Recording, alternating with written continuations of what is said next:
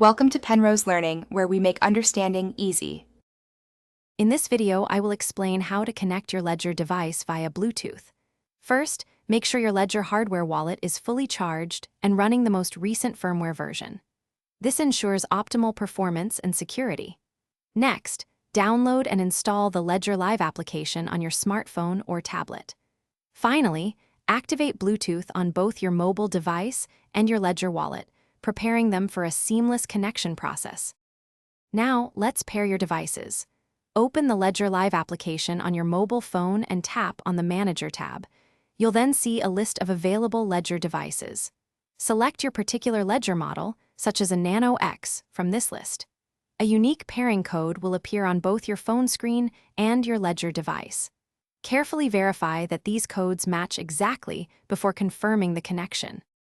Once you've confirmed the pairing codes, you'll need to approve the Bluetooth pairing request directly on your Ledger hardware wallet. Follow the on-screen prompts on your device to complete this step. After approval, the Ledger Live application will begin to synchronize with your connected Ledger. This process usually takes only a few moments. Your Ledger device is now successfully connected and ready for secure management of your crypto assets. If you encounter any issues, here are some quick troubleshooting tips. First, try restarting both your mobile device and your Ledger hardware wallet. This often resolves minor connectivity glitches. Also, ensure that no other devices are currently connected to your Ledger via Bluetooth, as this can interfere with new connections.